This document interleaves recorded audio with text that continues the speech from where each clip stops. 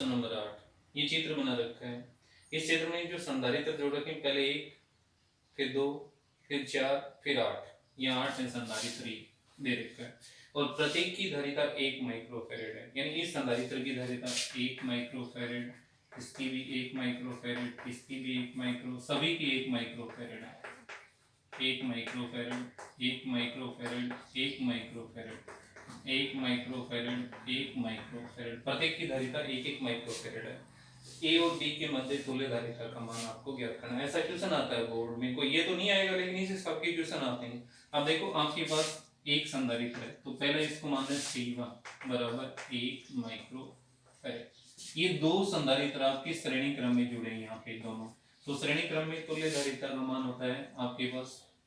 C2 बराबर 1 C1 C2 बटा C1 plus C2। तो यह जाएगा आपके पास C1, ये एक एज ए C2 के रूप में मैं ज्ञात कर रहा हूँ, सिर्फ C बराबर तो C1 की जगह आपके पास 1, C2 की जगह 1 बटा 1 प्लस 1 बराबर 1 बटा 2 माइक्रोफैरेड। ऐसे इसका निकालेंगे तो 4 जोड़े 1 बटा 4, 1 बटा 8। तो यानी C1 बराबर आपके पास 1 माइक्रोफैरेड, C2 बराबर 1 बटा 2 माइक्रोफैरेड। इसके लिए यहाँ 4 जोड़े तो C3 बराबर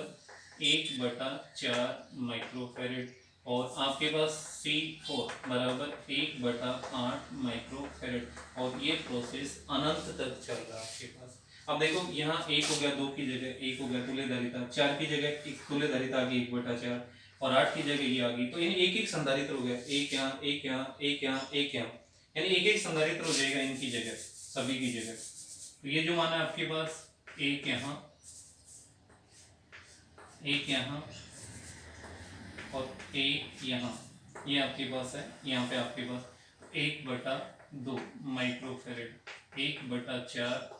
माइक्रोफैरेड और 1 बटा 8 माइक्रोफैरेड। ये अब देखो इस संधारित्र की पहली प्लेट ए से, दूसरे की भी ए से, तीसरे की भी ए से, चौथे की भी ए से और दूसरे सिरा जो डी से जुड़ा है, तो समांतर क्रम संयोजन हो जाएगा। तो संधारित्रों की समांतर क्रम संयोजन की तुल्य धारिता CAB, ए और बी के मध्य और समांतर क्रम में सभी का योग C1 plus C2 plus C3 C4 बराबर C1 plus C2 plus C3 plus C4 plus दो डॉट करके मान लगातार चलता रहेगा, कहाँ तक? अनंत तक। अब इसमें C1 इक्वल टू मान रख दो, ये जो मान आपके पास है, तो ये देगा CAB बराबर 1 प्लस 1 बटा 2 प्लस 1 बटा 4 प्लस 1 बटा 8 प्लस दो डॉट करके अनंत। अब ये इस ना, तो ये तो छोड़ दो। अब CAB बराबर 1 प्लस एक कोष्ठक में आओगे ना, 1 बटा 2 प्लस 1 बटा 4 प्लस 1 बटा 8 डॉट डॉट करके मान लगातार चलता रहेगा। अब देखो 1 बटा 2, 1 बटा 4, 1 बटा 8, यानी 1 बटा 2 का 1 बटा 2 गुणा, फिर 1 बटा 4 इंटू 1 बटा 2 8, यानी गुणोत्तर अनंत विस्तार की गुणोत्तर श्रेणी होती है, जिसका प्रथम पद ये है आपके पास। प्रथम पद a बराबर 1 बटा 2 बस सार्वय अनुपात, अंतर नहीं अनुपात, बराबर 1 बटा 2 ये आपके पास आएगा। तो ये जो मान आपके पास है, इसके लिए nवें पद के लिए जो आप मान निकालते हैं, nवें पद का मान होता है a/1 माइनस r। ये मान रखेंगे आप nवां पद, यानी ये nवें पद के लिए पूरा मान निकालेंगे। तो ये जो मान आपके पास आ जाए a 1 बटा 2 बटा 1 माइनस 1 बटा 2। तो ये जो मान आपके पास है बराबर, नीचे ऊपर तो 1 बटा 2 बटा एलसीएम आ जाएगा 2, 2 माइनस 1 बराबर 1 बटा 2, 1 बटा 2 ऊपर चला जाएगा 2 बटा 1, ये कट जाएगा, कितना जाएगा? 1 माइक्रोफैरेड। यानी इस पद के लिए 1 माइक्रोफैरेड और 1 हो जाएगा, 1 रे 2, तो ये उत्तर आ जाएगा आपके पास CAB बराबर 1 माइक्रोफैरेड प्लस 1 माइक्रोफैरेड बराबर 2 माइक्रोफैरेड। यानी ये अनंत विस्तार की गुणोत्तर श्रेणी बन रही है, जिसका प्रथम पद ये और सार्वनुपात 1 बटा 2 और nवें पद के लिए मान निकालते हैं a/1 माइनस r। ये फॉर्मूला होता है इसका। अगला क्वेश्चन देखो, क्वेश्चन नंबर 9 आपके पास है, चित्र में बोर्ड में आया हुआ क्वेश्चन है। एक चित्र बना रखा है आपके पास, मैं पहले बना देता हूँ डायग्राम।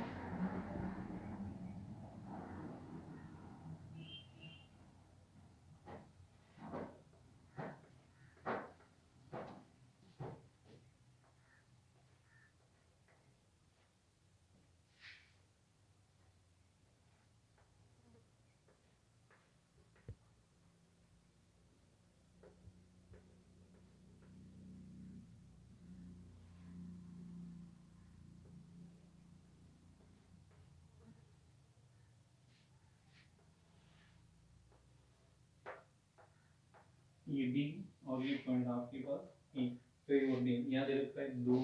माइक्रोफैरड, ये दे रखा है सी, और ये दे रखा है 4 माइक्रोफैरड, और ये दे रखा है 4 माइक्रोफैरड, और यहाँ दे रखा है 1 माइक्रोफैरड, और ये दे रखा है 1 माइक्रोफैरड। ये इसमें दिया कि चित्र में ए और बी के मध्य तुल्य धारिता यानी सी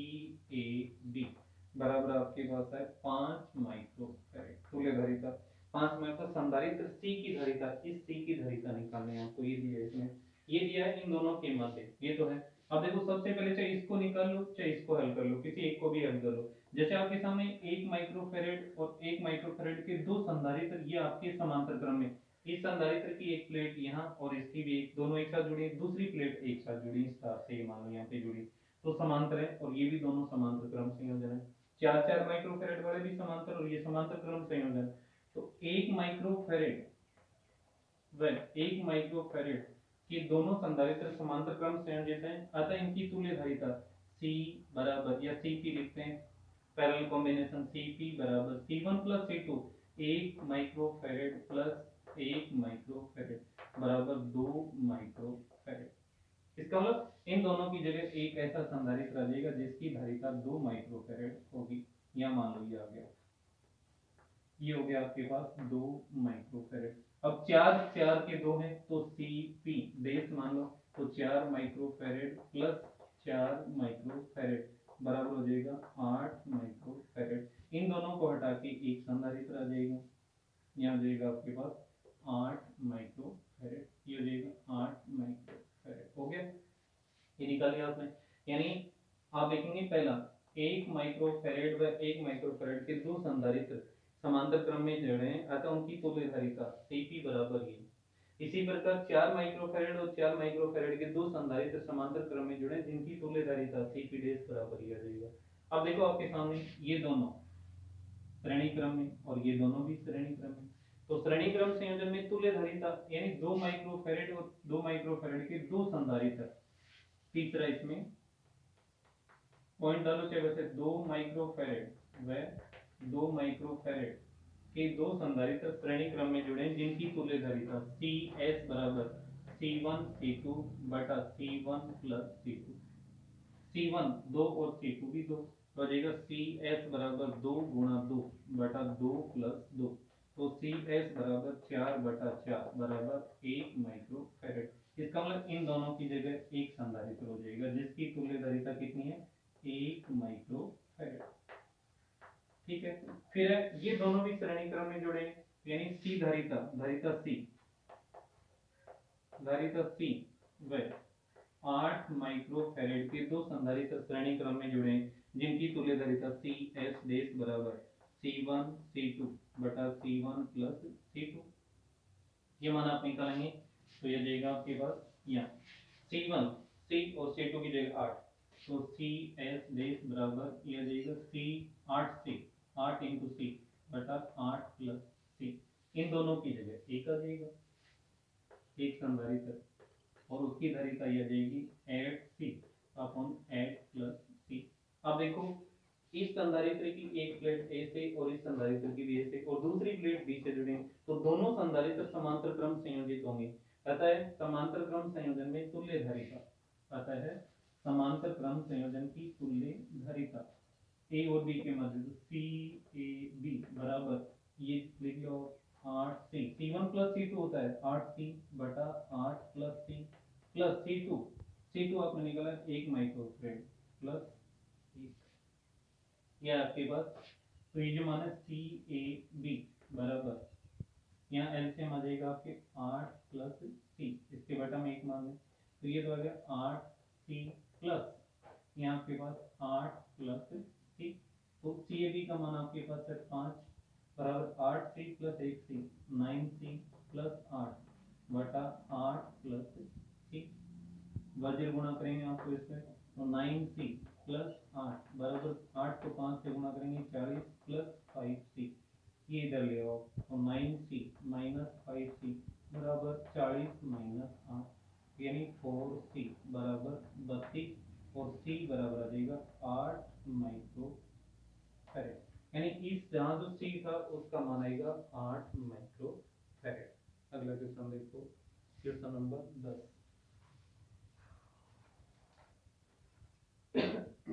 क्वेश्चन नंबर 10, इसमें है कि चित्र में 3 पॉइंट ऐसे चित्र बना रखा है,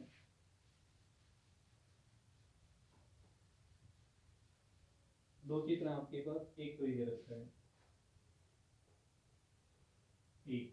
और इसमें क्या ये पार्टीशन कर दिया, प्लेटों के बीच की दूरी आपके पास दी है, यहाँ पैरावैद्युत पदार्थ भर दिया और यहाँ अलग भर दिया, एक पे एप्सिलॉन r1 और दूसरा एप्सिलॉन r2, ये बिंदु ए और बी, ठीक है। दूसरा ऐसे रखा है इसमें, यानी दो बराबर भाग कर दिए, यहाँ बराबर भाग, और यहाँ इसके बीच में आधा भाग कर दिया इसका, प्लेटों के बीच की डिस्टेंस, ऐसे पैरावैद्युत एप्सिलॉन r1 और ये एप्सिलॉन r2 पैरावैद्युत पदार्थ भरा है ए और बी। अब देखो यहाँ डिस्टेंस होगी d/2 और यहाँ भी क्या जाएगी d/2, टोटल बीच की डिस्टेंस होती है प्लेटों के बीच की दूरी d। ये चित्र देखते हैं, इसमें दिया है धारिता ज्ञात कीजिए, संधारित्रों की धारिता ज्ञात कीजिए, प्रत्येक प्लेट का क्षेत्रफल a व प्लेटों के बीच की दूरी d है। अच्छा क्वेश्चन है कि ये जैसे ये नहीं है, आप ये कुछ नहीं, ये संधारित्र है, तो इसके एक प्लेट पर प्लस और दूसरे पे माइनस, और इसके बीच की डिस्टेंस ये होती है, इसने क्या किया, दो बीच में क्षेत्रफल आधा कर दिया, दूरी वही है, क्षेत्रफल आधा कर दिया, यानी a को कर दिया यहाँ a/2 और ये हो गया a/2। यहाँ आपके पास पैरावैद्युतांक एप्सिलॉन r1 और यहाँ आपके पास एप्सिलॉन r2 के दो पैरावैद्युत पदार्थ बन गए। अब देखो इस संधारित्र, दो संधारित्र बन गए, संधारित्र बन गए, पहले प्लेटों के बीच की दूरी तो दी है, लेकिन क्षेत्रफल आधा हो गया, तो एक संधारित्र ये और एक संधारित्र ये दो है, तो इस संधारित्र की एक प्लेट ए से, इसकी भी ए से जुड़ी है, दूसरी प्लेट दोनों संधारित्रों बी से जुड़ी है, तो संधारित्रों का ये हो जाएगा समांतर क्रम संयोजन। तो संधारित्रों की समांतर क्रम संयोजन में तुल्य धारिता Cp बराबर C1 प्लस C2, परंतु समांतर प्लेट संधारित्र की धारिता होती है epsilon not A upon D, जबकि D तो वही है, A की जगह a/2 हो गया तो a/2 और इनटू एप्सिलॉन r1 पहले के लिए, प्लस दूसरा C2 एप्सिलॉन नॉट A और इनटू एप्सिलॉन r2 बटा a/2 हो तो 2 नीचे आ जाएगा 2d, कॉमन देखो epsilon not A upon 2d common आ रहा है कंप्लीट, तो आ जाएगा Cp बराबर epsilon not A upon 2d,